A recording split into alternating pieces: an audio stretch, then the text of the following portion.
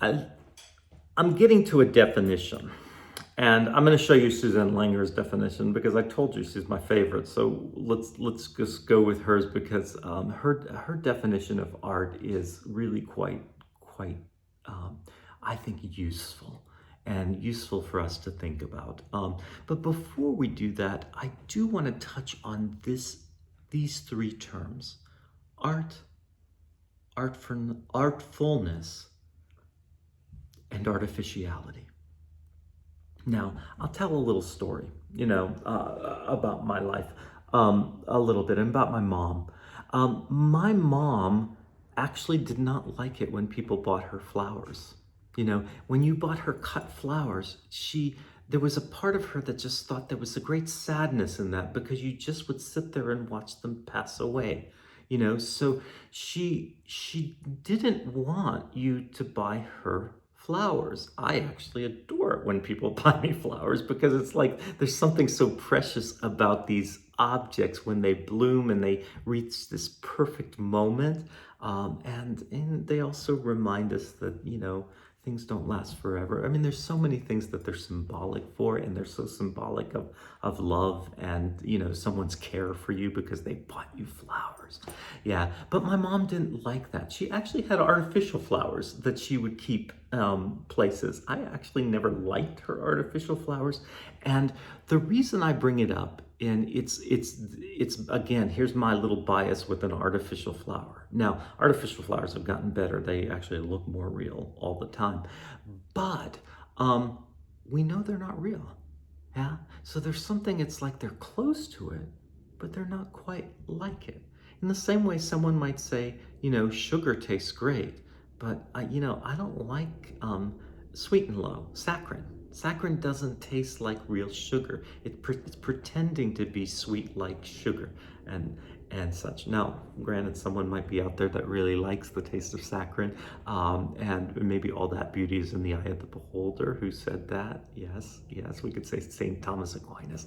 But one of the reasons I bring this up, because it's not for anyone to decide globally for anyone else, but there's a lot of design that happens in the world, and there are a lot of things that are made to look like art that perhaps you can say they don't feel like they're art, and maybe they're just sort of trying to be art.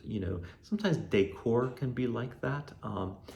That's why I always encourage. I mean, if in my perfect world, everyone would have all the money they needed, so part of their money could also go to having art around them, because for me, art is that important. It's that we should surround our world with works of art, and that. But I like to just bring up those terms: art, artfulness, and artificiality, because sometimes something can be artful where it can learn from art and it can try to bring some of the characteristics of art in that. And again, I'm not making decisions for you.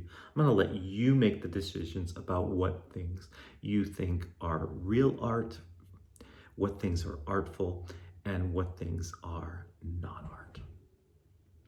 Okay, we'll finish here with this definition for art, because we can say that art is imitation. That was Plato. We can say it's catharsis, Aristotle.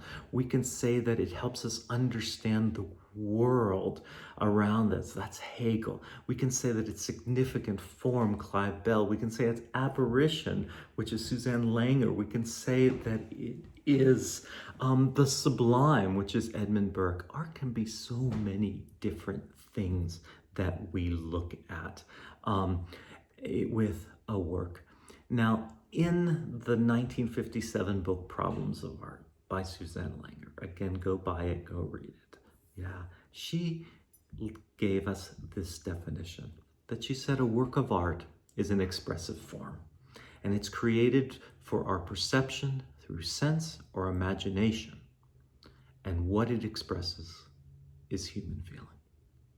Let's take this apart for a moment, because this is kind of a wonderful thing for us to take apart, that a work of art is an expressive form. Now, form is important to art. I would say that all of us as artists are grappling a lot of times with form. You know, if you are a costume designer, you're dealing with fabrics. You're dealing with, how do I put fabrics together? Where are the seams? How do I sew? How do I design so this has flow to it, that this has movement to it? Yeah, the same thing happens with dance. A phrase of movement is a dance form. We are taking forms and forms the body can make, shapes the body can make, and we are putting them together into bigger and bigger forms. So form is really important. It comes out of our technical ability to make art. Yeah. And for Langer, it's created for our perception. So again, our senses, we have to sense it. We have to encounter it, and we have to somehow connect with it. So it's for our perception through sense or imagination. So I love that idea that it's created from our senses. So when we're making movement, we're feeling something as we put these forms together and these flows together. Yeah. And also there's an element of imagination that we're just saying, what dress will Hedda Gabler wear? What is Hedda Gabler wearing? Yes, she's a character in a play, the play Hedda Gabler. Yeah. So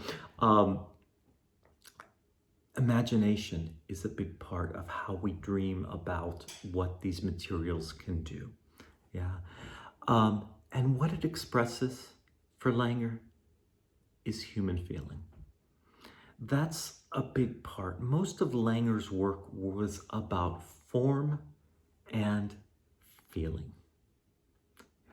And that for her, art needed those two things, form and feeling together. So really wonderful idea. I like the idea of feeling, not emotion, because feeling can be something that we sense. Sometimes emotions can be things that are going on that we don't quite know what they are entirely yet.